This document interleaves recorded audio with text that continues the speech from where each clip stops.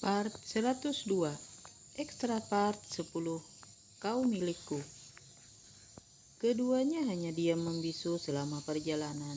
Hanya suara radio yang menyanyikan lagu sendu seakan mewakilkan perasaan mereka. Perlahan Dila melirik Aldo yang terlihat fokus menyetir. "Al, kita akhiri saja hubungan kita ini," ucap Dila pelan. Perkataan Dila membuat Aldo tersentak dan memberhentikan mobilnya mendadak. Untungnya kendaraan tidak terlalu ramai, sehingga tidak menimbulkan tabrakan. "Apa yang kau bicarakan?" seru Aldo sangat kesal mendengar ucapan Dila.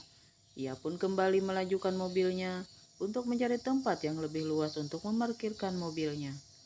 "Temanilah dia melewati ini. Aku tahu Mayang masih sangat mencintaimu, Al.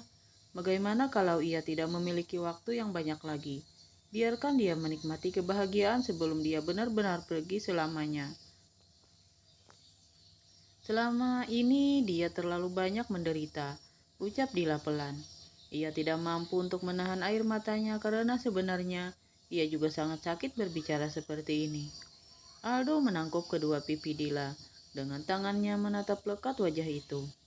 "Lalu bagaimana denganmu? Apakah kau tidak sakit setelah berkata seperti ini?"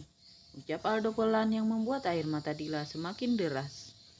Aldo meraih Dila dalam pelukannya. "Tidak, aku tidak akan pernah meninggalkanmu. Aku masih bisa menemani Mayang sebagai seorang teman. Tidak harus seperti yang kau pikirkan. Aku sangat mencintaimu. Apapun itu, tak akan bisa merubahnya," ucap Aldo sambil mencium puncak kepala Dila. Dila semakin mengeratkan pelukannya setelah mendengar ucapan Aldo. "Kau bicara seperti ini karena kasihan pada Mayang, tapi kau tidak memikirkan dirimu yang juga akan terluka. Mayang wanita yang sangat baik. Aku sedih saja melihat takdir hidup yang sedang ia jalani, seakan tidak pernah berpihak kepadanya," ucap Dila di sela isaknya. "Kau juga wanita yang baik. Tidak mungkin aku akan menyakitimu. Jangan pernah ucapkan kata konyol seperti itu lagi," ucap Aldo sambil melepaskan pelukannya. Kemudian menatap wajah Dila dengan senyum mengulas bibirnya. "Jangan pernah menyalahkan takdir. Setiap manusia mempunyai takdir hidup yang berbeda. Dan kenapa Tuhan memberikan ini pada Mayang? Karena Tuhan yakin Mayang mampu melewati ini. Tuhan tidak akan menguji umatnya di luar batas kemampuannya. Semua yang dijalani Mayang sekarang mungkin kebaikannya di masa depan. Kita akan bersama-sama membantu Mayang untuk melewati ini. Kita akan mendukungnya sebagai seorang sahabat. Kamu mau kan?" bujuk Aldo sambil melepaskan pelukannya. Dila pun mengiyakan. Dia merasa sesuatu yang mendesak di dadanya, baru saja terlepas setelah mendengar perkataan Aldo. Jujur Dila sedikit meragukan kesungguhan Aldo. Ia takut masih ada cinta di hati Aldo yang tertinggal untuk Mayang. Sekarang tak ada lagi keraguan baginya. Hana baru saja pulang dari rumah sakit, langsung menuju kamarnya. Ia sedikit kaget melihat suaminya sedang bermain di tempat tidur dengan Arjuna. Ia sejenak berdiri di depan pintu sambil menyadarkan tubuhnya di sana. Tak ada kata yang dapat menggambarkan perasaannya saat ini. Sungguh nikmat luar biasa yang dilimpahkan Tuhan padanya. Arjuna yang tengkurap di dada dedenya berupaya untuk mengangkat kepalanya. Bibir mungilnya bergerak-gerak seakan ingin berbicara dengan dedinya. Matanya yang bersih bersinar terlihat semakin berbinar. "Sayang, Momi lama ya pulangnya. Pasti anak Dedi sudah kangen ya," ucap Aditya sambil mencium perut Arjuna gemas. "Nanti Dedi akan ngasih Juna adek ya, biar ada teman bermainnya." "Sayang, mulai deh," seru Hana berjalan mendekat sambil mengerucutkan bibirnya. Aditya sedikit kaget saat mendengar suara istrinya. "Sayang, kau sudah pulang ya?" Ibu Aditya bangkit dan mendudukkan tubuhnya di sisi ranjang sambil memeluk Arjuna. "Sudah berapa kali aku bilang, gak boleh bicara seperti itu sama Juna," sahut Hana sambil mencium suami dan putranya. "Iya, Mas cuma bercanda sayang," ucap Aditya sambil terkekeh. "Mas lanjut dulu sama Arjunanya ya. Aku mau mandi dulu," ujar Hana menjauh dan masuk ke kamar mandi. Tak lama kemudian Hana pun selesai dan keluar dari kamar mandi dengan jubah mandinya. lalu segera berganti pakaian. Setelah selesai, ia pun segera menghampiri suaminya. Ia segera membawa Arjuna ke dalam pelukannya dan segera menyusuinya. Aditya pun bergantian mandi dengan istrinya. Hana meletakkan Arjuna yang sudah tertidur dalam boksnya, dan Aditya yang baru saja selesai berpakaian segera menghampiri istrinya yang sedang berdiri di samping boks tidur Arjuna. Ia pun memeluk istrinya dari belakang dan menciumi kepala istrinya dengan penuh kasih sayang. Hana pun membalikan tubuhnya dan melingkarkan tangannya di leher suaminya. Aditya pun segera menghadiahi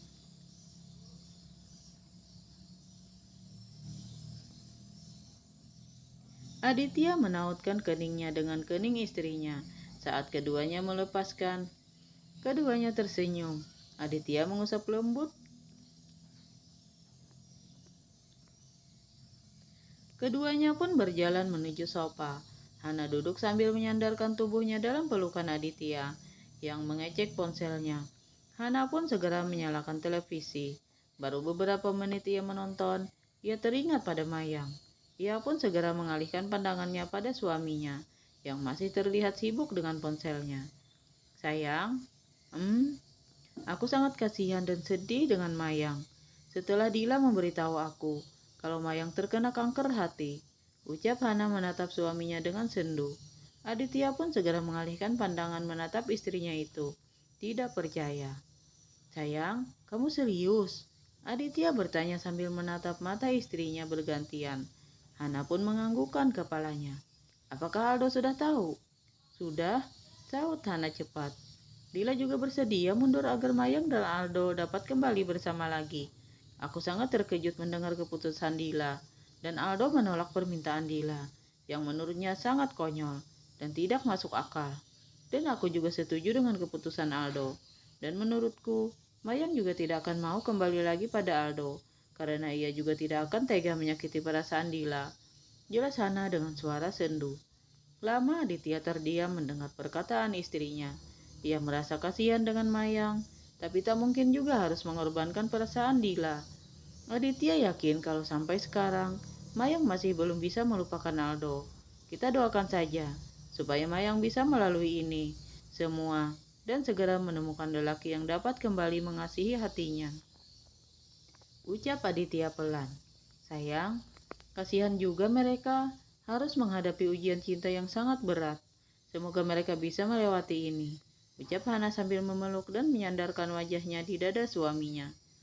Tapi aku juga dulu susah untuk mendapatkan cintamu, karena kau dulu sangat menyebalkan. Sungut Hana manja. Benarkah? Kau dulu sangat mengharapkan cintaku? Goda Aditya yang berhasil membuat wajah Hana merona. Tidak, siapa yang mengharapkan cintamu? Bantah Hana sambil menjatuhkan tubuhnya.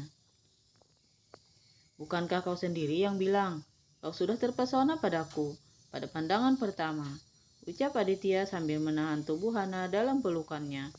Tidak, kapan kau bicara seperti itu? Dan aku bukan seperti itu. Aditya terkekeh mendengar sangkalan istrinya itu. Kemudian merapikan anak rambut yang menutupi wajah cantik istrinya. Kau boleh menyangkalnya sayang. Aku tidak peduli, karena sekarang aku sudah memilikimu dan akan selalu menjadi milikku. Ucap Aditya sambil menyembunyikan wajahnya di ceruk leher istrinya. Hana hanya tersenyum malu lalu mengusap rambut Aditya dengan lembut. Part 103. Ekstra part 11. Aku memilih mundur. Mayang menatap kosong dari lantai 7 rumah sakit tempat ia menjalani perawatan. Sudah hampir 3 bulan ia menetap di sini. Setelah mendapat pendonor hati yang cocok dengannya, keluarganya segera membawanya ke Singapura untuk menjalani operasi transplantasi hati. Selama tinggal di sana, tak henti keluarga mengunjunginya. Aldo dan Dila juga sempat datang berkunjung saat ia menjalani operasi. Aditya juga datang berkunjung walaupun Hana tidak bisa ikut karena tidak bisa meninggalkan Arjuna. Dan tak ketinggalan, Rian ia juga sering mengunjungi Mayang sebelum menjalani operasi. Mayang tersenyum mengingat kekonyolan Rian yang rela berhari-hari meninggalkan kerjaannya untuk menemaninya. Ia tetap ngotot untuk tetap tinggal, walaupun Berulang kali Mayang mencoba untuk menyuruhnya kembali ke Jakarta. Sedikit pun tidak menghiraukan penolakan Mayang. Tapi tak ia pungkiri, kedatangan Rian dengan segala kekonyolan dan candaan dapat menghibur Mayang. Walaupun ia sering mengusir Rian untuk berhenti mengunjunginya. Tapi setelah itu ia menghilang, tak pernah lagi berkunjung lagi. Dan setelah ia tidak datang lagi, jauh dalam lubuk hatinya, ia merasakan ada sesuatu yang kurang. Ia tidak tahu kenapa. Belakangan ini ia selalu kepikiran Rian, bahkan merindukan wajah itu. Tak terasa air mata Mayang meluncur di pipinya. Dengan cepat ia menghapusnya kembali saat mendengar ketukan pintu. Mama Mayang datang dengan wajah diliputi kegembiraan, segera menghampiri putrinya. "Sayang, besok kita sudah boleh ke Indonesia," ucap Mama Nia sambil memeluk Mayang haru. "Kita akan kontrol sekali sebulan ke sini." "Sayang." Mayang pun mengiyakan, tentu ia sangat senang dapat kembali pulang. Ia semakin mengertakkan pelukannya. Ia tidak menyangka akan dapat pulang dengan masih bernapas dan jauh lebih baik. Dulu ia sudah pasrah, semuanya terserah Tuhan saja. Ia sudah ikhlas, kalaupun harus kalah di meja operasi. Tapi ini untuk kedua kalinya, Tuhan memberinya kesempatan untuk dapat hidup kembali. Ucapan syukur yang tak henti ia ucapkan di setiap sujudnya. 3 bulan kemudian, Mayang tergesa-gesa masuk ke dalam restoran. Ia segera melambaikan tangannya begitu melihat Dila dan Aldo yang sedang duduk di sana, dan kebetulan juga sedang menatap ke arahnya. Ia pun segera menundukkan tubuhnya di salah satu kursi yang masih kosong. Mereka pun segera memesan makan dan minuman untuk makan siang mereka. Mereka pun mengobrol sambil menunggu pesanan mereka. Sesekali terdengar tawa renyah dari mereka. Sesekali Mayang mengedarkan pandangan ke sekeliling restoran yang tidak terlalu ramai oleh pengunjung. Tiba-tiba matanya menangkap bayangan seorang pria masuk bersama seorang wanita. Ia ingin memanggil Rian, tapi saat wanita itu bergelayut di tangan Rian, Mayang pun mengurungkan niatnya. Tapi terlambat, karena Aldo keburu memanggil Rian, dan seketika ia memalingkan wajahnya. Matanya terpaku melihat kehadiran Mayang di sana. Sesaat pandangan mereka bertemu, Rian pun menghampiri dan mengajak wanita itu untuk ikut juga dengannya. "Hai, kebetulan sekali kita bertemu di sini," ucap Rian sambil mendudukkan tubuhnya di kursi yang masih kosong, lalu menarik satu kursi di sebelahnya untuk wanita bersamanya. Mayang menyentuh dadanya yang tiba-tiba terasa nyeri. "Senang melihat kau sudah kembali, Mai. Bagaimana kabarmu?" sapa Rian sambil menatap Mayang yang tepat duduk di depannya. "Seperti yang kau lihat," sahut Mayang tanpa berani menatap Rian. Ia tidak tahu perasaan apa yang sedang dirasakannya saat ini. Tapi dadanya begitu sesak melihat Rian duduk dekat wanita itu. Aldo dan Dila menatap Mayang yang tiba-tiba saja sikapnya berubah. Saat kedatangan Rian, keduanya pun saling pandang. "Oh ya, perkenalkan, ini Nanda," ucap Rian sambil menatap wanita yang duduk di sampingnya. Ketiganya pun bersalaman sambil menyebut nama masing-masing. Seorang pelayan datang menghampiri mereka. Rian pun segera memesan makanan untuknya. Sedangkan Mayang pun pamit untuk ke toilet. Rian menatap punggung Mayang sambil menghilang dari pandangannya. "Sampai kapan kau akan menyembunyikan semua ini darinya? Kasihan Mayang, ia juga berhak tahu," ucap Aldo mengikuti pandangan Rian. Sejenak Rian menarik napas panjang. "Lebih baik ia tidak tahu.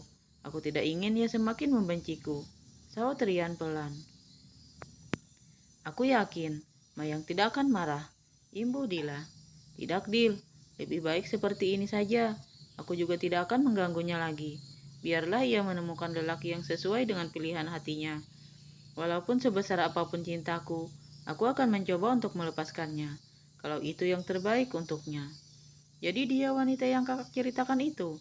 seru Nanda kaget. Rian pun mengiyakan. "Kak, jangan menyerah seperti itu. Kau harus memperjuangkannya. Sekali lagi," ucap Nanda mengusap lembut punggung Rian. Mayang yang baru saja kembali dari toilet memejamkan matanya melihat pemandangan yang menyakiti hatinya itu. Ia kembali mendudukkan tubuhnya di sana. Tak lama pelayan pun datang membawa pesanan mereka, dan mereka pun segera menikmati makanan dan minuman yang ada di depan mereka. sambil mengobrol. Tapi Mayang lebih banyak diam selama makan siang itu. Ia bahkan tak berani mengangkat wajahnya untuk melirik Rian yang ada di depannya. Apalagi ia melihat Rian tidak seperti Rian yang pernah dikenalnya dulu. Tak ada kata-kata rayuan yang meluncur dari bibirnya kalau mereka sedang bersama. Walaupun terkadang ia sering memarahi Rian dengan kekonyolannya itu. Tapi ketika sikap itu tak ada lagi, justru ia merasakan sesuatu yang hilang. Al, apakah ini perasaanku saja? Atau kau sependapat denganku? Kau ikut memperhatikan bagaimana sikap Mayang berubah begitu Rian ada di sana. Tanya Dila sambil melirik Aldo yang sedang mengemudikan mobilnya. Iya, aku juga merasa begitu. Ia lebih banyak diam. Saud Aldo melirik Dila sekilas. Kalau menurutku, kita harus memberitahu Mayang. Aku tidak tega saat melihatnya. Dan sepertinya Mayang mulai menyukai Rian, dan Rian malah ingin mundur dengan perasaannya. Ucap Dila sambil menghela napas panjang. Sayang, jika mereka berjodoh, akan banyak cara untuk Tuhan mempertemukan mereka. Ucap Aldo sambil menggenggam tangan Dila dengan satu tangannya. Sementara Mayang ikut dengan mobil Rian karena kantor mereka searah. Mayang sampai saat ini memang belum berani untuk mengemudikan mobil sendiri. Sebelumnya Mayang menolak untuk diantar oleh Rian. Tapi karena Nanda memaksanya untuk ikut, akhirnya ia pun mengalah. Terpaksa ikut dengan mobil Rian.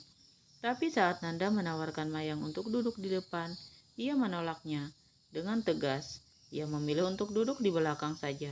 Itu pun ia sudah tidak enak hati, karena sudah menjadi pengganggu di antara mereka. Rian sesekali melirik Mayang dari spion tengah mobilnya. Ia sangat sedih melihat Mayang yang menatap kosong keluar jendela mobilnya. Setelah mengantar Nanda ke kampusnya, tinggallah Rian dan Mayang dalam mobil. Mayang yang masih tak berniat untuk memindahkan duduknya, dan Rian pun tidak memaksanya. Ia pun kembali melanjutkan perjalanannya. Tak jauh berbeda dengan sebelumnya. Hanya ada kesunyian dalam mobil. Dan sampai akhirnya, mobil itu berhenti di kantor Mayang. Dan ia pun beranjak untuk membuka pintu mobil. Terima kasih untuk tumpangannya, Yan. Ucap Mayang pelan. Lalu ia pun keluar tanpa memberi Rian kesempatan untuk membalasnya. Ia pun melangkah menjauh dari mobil, tanpa menolehkan wajahnya sedikit pun. Sedangkan Rian hanya memukul kesal setir mobilnya, mengutuk dirinya yang begitu pengecut. Part 104. Ekstra part 12. Kenapa tidak memberitahuku? Sama seperti check up sebelumnya, Mayang selalu memohon kepada dokter yang menanganinya untuk memberitahu siapa yang telah mendonorkan hatinya. Mayang menangis dan memohon karena ia ingin mengucapkan terima kasih karena telah menolongnya. Sebenarnya dokter itu pun tidak tega melihat Mayang yang memohon-mohon padanya, karena itu menyangkut privasi rumah sakitnya. Tidak mudah membocorkan sesuatu riwayat pasien, apalagi yang memberi donor pada Mayang, meminta rumah sakit untuk merahasiakannya. Mama Nia sebenarnya juga tidak tega melihat putrinya seperti itu. Walaupun Mayang selalu memohon pada dokter di belakangnya, bukan berarti ia tidak tahu apapun, karena dokternya selalu memberitahunya. Dan begitupun perjalanan saat mereka kembali ke Indonesia. Mayang akan diam dan akan mengurung diri selama 2 hari di kamarnya. Selama berkurung diri, ia hanya termenung memikirkan kenapa orang-orang menutupi semua ini. Semua Mayang merasa mereka ingin menyembunyikan ini dari dirinya.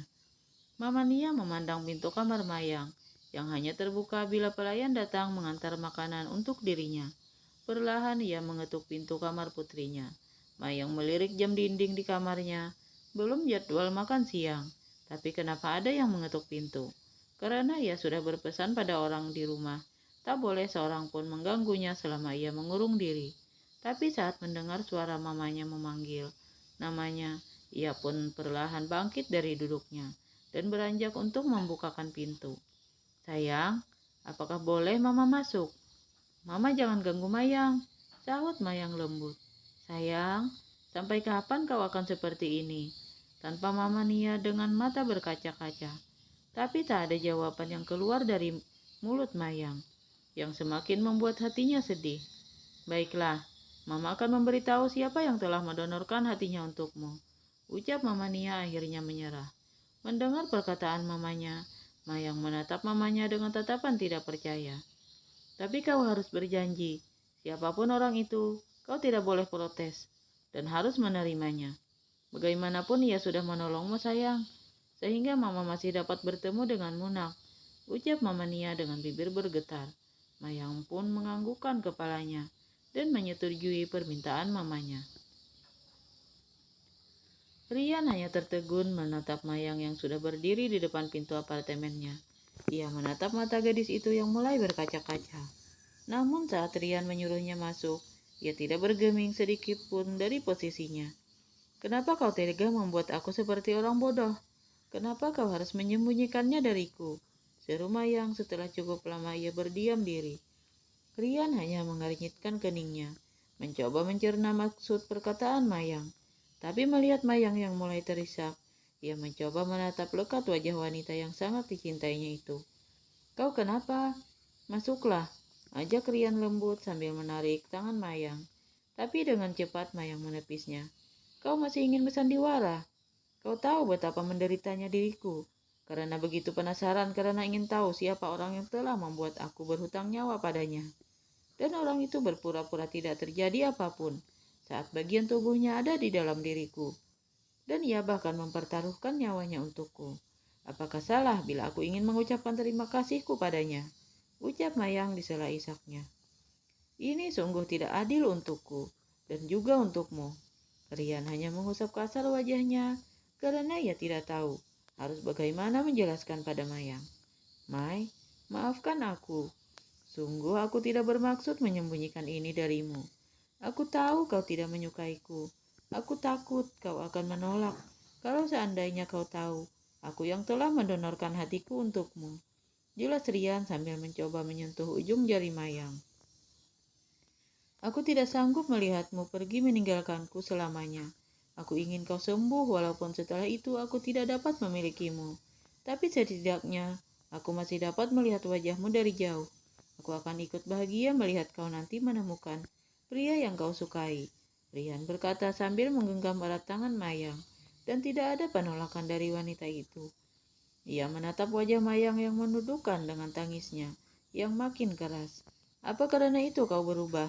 Kau tidak tahu bagaimana perasaanku saat bertemu denganmu. Hati ini rasanya sakit sekali, apalagi saat melihatmu tidak seperti dulu lagi.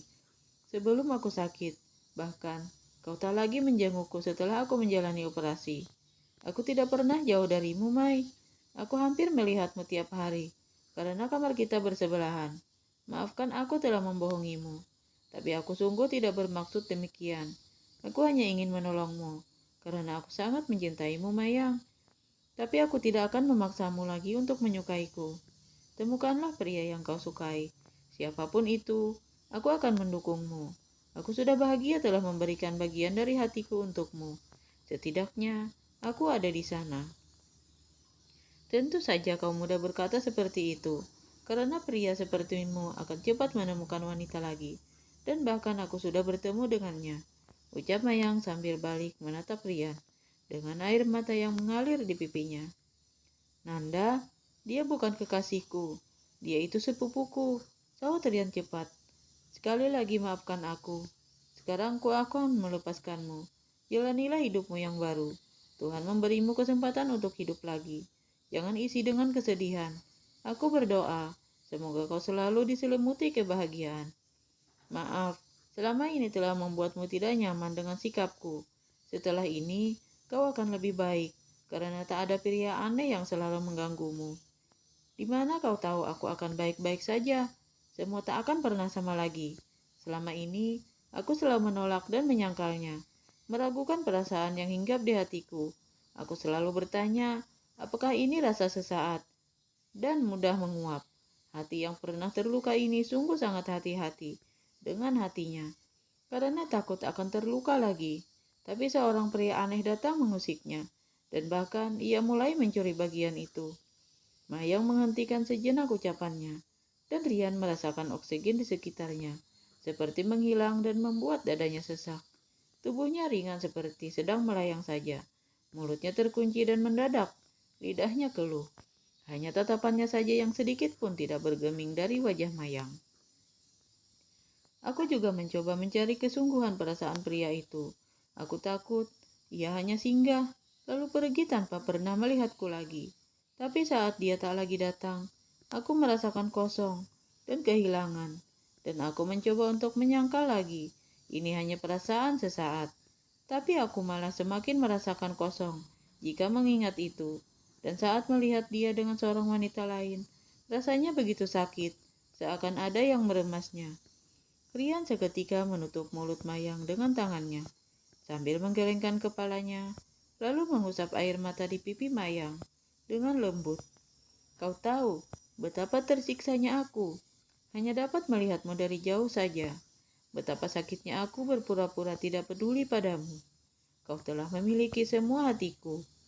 Kau telah membawanya pergi.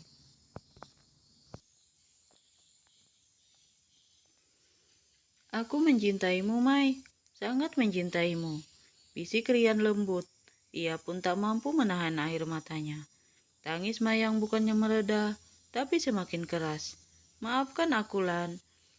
Membuatmu menunggu terlalu lama. Karena kau takut akan jatuh dalam lubang yang sama. Aku juga mencintaimu. Rian pun segera membawa Mayang dalam pelukannya. Menghujani puncak kepala Mayang dengan ciuman. Tiada kata-kata, karena ia seperti lenyap. Hanya hatinya yang berucap syukur pada Tuhan telah membawa wanitanya kembali. Ia bersumpah akan selalu membahagiakan Mayang seumur hidupnya. Part 105. Extra part 13. 10 bulan kemudian. Arjuna nampak sedang bermain dengan Prince dan Lana di salah satu sudut ruangan yang agak sepi dari tamu undangan yang hadir. Kedua orang tua Arjuna sedang sibuk dengan para undangan yang hadir, karena sebagian besar tamu yang hadir adalah rekan bisnisnya. Bocah yang hampir berumur 1,5 tahun itu tak pernah diam. Ia menjangkau apa saja yang dapat diraihnya. Dan akhirnya, Prince membawa Arjuna dalam pelukannya. Sayang, kau tak pengen yang kayak gini? Ucap Prince pada Lana yang tengah menyuapi Arjuna. Kayaknya aku sudah cocok untuk menggendong seorang anak. Dan tentu saja ucapan Prince mendapat pelototan dari Lana. Kita kan sudah berjanji kalau menikah setelah aku selesai kuliah. Terlalu lama sayang. Kita buat janji baru lagi. Aku sudah siap lahir dan batin untuk jadi suamimu. Ucap Prince sambil terkekeh. Dan tawa itu hanya sebentar, berubah jadi teriakan kesakitan setelah dihadiahi cubitan di pinggangnya oleh Lana. Kayaknya aku harus bersabar lagi, ucap Ren sambil menatap Dila dan Aldo yang terlihat begitu mempesona malam ini. Malam ini adalah resepsi pernikahan Aldo dan Dila. Kedua sejoli itu terlihat sangat serasi dengan balutan baju pengantin yang mereka kenakan. Senyum tak henti terukir di wajah keduanya. Setelah melewati banyak hal, akhirnya Tuhan menyampaikan cinta mereka ke jenjang pernikahan. Aldo menggenggam erat tangan Dila dan beberapa kali mengecupnya lembut yang membuat wajah Dila berkali-kali merona. Sayang, malu dilihati oleh para undangan, bisik Dila. Istriku, kau sangat cantik malam ini. Aku sudah tak sabar ingin membawamu kabur dari sini. Goda Aldo juga berbisik yang membuat wajah Dila kembali merona. Ia menatap lekat pria di sampingnya, lelaki yang sekarang sudah menjadi suaminya.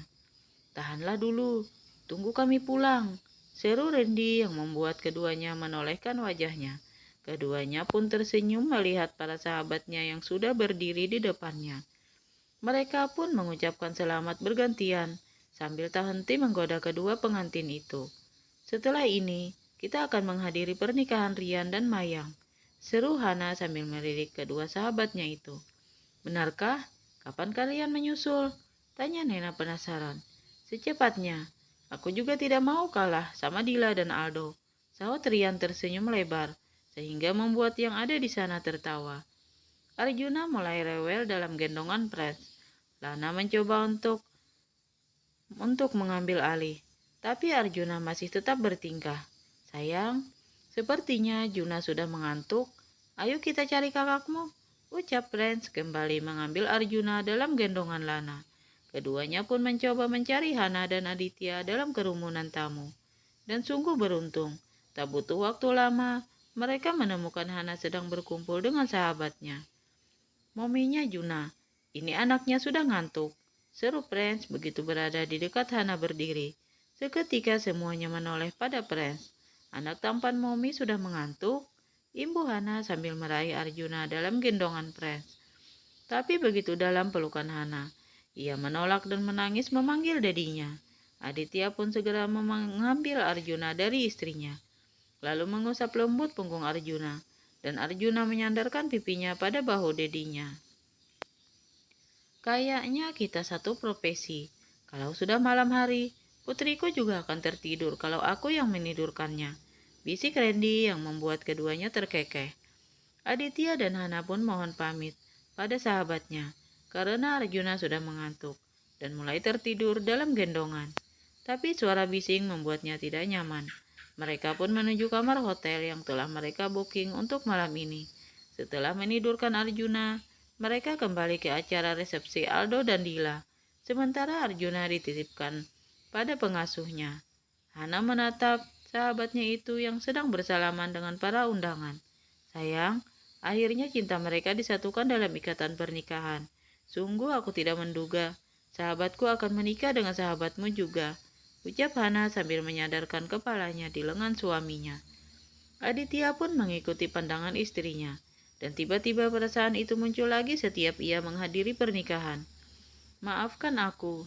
Hana pun menatap suaminya heran. Maaf, untuk apa sayang? Setiap wanita pasti memiliki resepsi pernikahannya, impiannya. Maafkan aku tak bisa memberikan itu padamu. Seandainya waktu bisa diputar kembali, Hana membekap mulut suaminya dengan telapak tangannya dan menatap mata suaminya bergantian. Jangan berkata seperti itu lagi. Sedikit pun aku tidak menyesal, walaupun kau tidak memberiku sebuah resepsi yang megah. Aku sudah bahagia bisa menjadi istrimu, Mas. Rasa cintaku tidak akan berkurang, walaupun tanpa resepsi pernikahan kita. Aditya menatap haru istrinya itu. Ia meraih tangan Hana dan mengecupnya dengan lembut. Terima kasih sayang, aku sangat mencintaimu. Detak jantung Dila semakin berdebar, begitu dekat dengan kamar pengantin yang mereka tepati untuk menghabiskan malam pertama mereka. Aldo hanya tersenyum memandangi istrinya. Ia merasakan telapak tangan Dila yang terasa membeku. Mereka segera masuk ke kamar setelah pelayan hotel membukakan pintu kamar mereka. Dengan langkah sedikit canggung, Dila melangkah masuk, sementara Aldo terlihat mengobrol dengan pelayan itu. Tak lama ia pun menyusul Dila masuk. Ia pun berjalan mendekat pada Dila yang terlihat bingung dan canggung. Ia pun memeluk tubuh Dila dari belakang yang membuat Dila tergelonjak kaget. Sayang, kau kenapa? Aku... Dila merasa sangat gugup. Ia pun tak tahu kenapa, padahal ia sudah sering berduaan seperti ini dengan Aldo.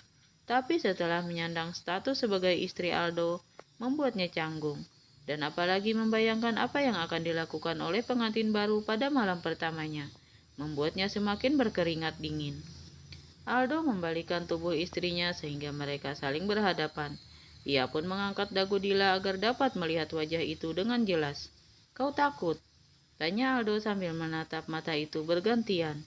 Namun dengan cepat Dila menggelengkan kepalanya. Tapi kenapa kau berkeringat seperti ini? Padahal AC-nya di sini sangat dingin. Jangan cemas, aku tidak akan memaksamu. Aku akan menunggu sampai kau siap melakukannya. Sekarang kita mandi dulu. Ayo, aku bantu melepaskan gaunmu, tawar Aldo. Dila pun mengiyakan. Aldo pun menarik resleting gaun pengantin yang dikenakan Dila. Dila pun segera beranjak ke kamar mandi. Sedangkan Aldo hanya memandang punggung istrinya itu sambil tersenyum. Setelah Dila selesai mandi, Aldo pun bergantian untuk mandi. Aldo pun segera membaringkan tubuhnya di samping istrinya. Dila pun segera mengalihkan wajahnya, menatap suaminya itu.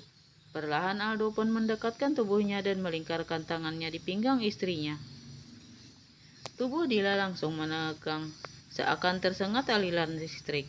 Aldo pun memberikan kecupan di keningnya. Tidurlah, kau terlihat capek. bisik Aldo pelan. Ia pun menggigit telinga istrinya bermaksud menggoda istrinya itu, sehingga membuat Dila terpekik, membuat Aldo terkekeh. Aldo memutar tubuh istrinya sehingga posisi mereka berhadapan. Namun Dila tak berani menatap wajah suaminya. Itu, sayang, apakah aku terlihat menyeramkan sehingga kau tidak mau menatapku? Bukan. Dengan cepat Dila menggelengkan kepalanya. Aku hanya malu saja. Aldo kembali terkekeh mendengar jawaban istrinya. Kenapa kau tertawa? Apakah kau tidak malu? Tanya Dila sambil menatap wajah suaminya yang begitu dekat dengan wajahnya. Malu? Untuk apa? Aku malu pada istriku sendiri. Begini saja, kau sudah malu. Apalagi, Aldo tidak melanjutkan ucapannya. Tapi Dila yang sudah paham akan maksud perkataan Aldo, sehingga membuat wajahnya terasa panas karena malu. Aldo mengusap lembut pipi istrinya yang merona itu. Lalu tatapannya itu berhenti pada. Dengan lembut, Aldo mengusap itu dengan ibu jarinya. Tubuh Dila kembali sambil memejamkan matanya. Perlahan Aldo mendekat dan memberikan kecupan di sana dengan lembut. Tidurlah, perintah Aldo. Setelah melepaskan, perlahan Dila membuka matanya. Ia mengusap, ia menatap suaminya yang juga sedang menatapnya. Entah timbul keberanian dari mana, sehingga Dila membuat mata Aldo membulat sempurna, seakan sedang mendapatkan angin surga. Apakah kau sangat menginginkannya? Tanya Dila gugup. Aku tidak akan memaksamu. Aku akan menunggu sampai kau bersedia melakukannya, ucap Aldo sambil mengusap puncak kepala Dila lembut. Kalau jujur, Aldo sebenarnya susah payah untuk mengendalikan dirinya. Kau, kau, kau boleh melakukannya sekarang, kalau sangat ingin melakukannya, ucap Dila sambil terbata-bata. Mendengar ucapan istrinya, seketika Aldo langsung menyerang istrinya itu. Tentu saja ia sangat menginginkannya. Sangat.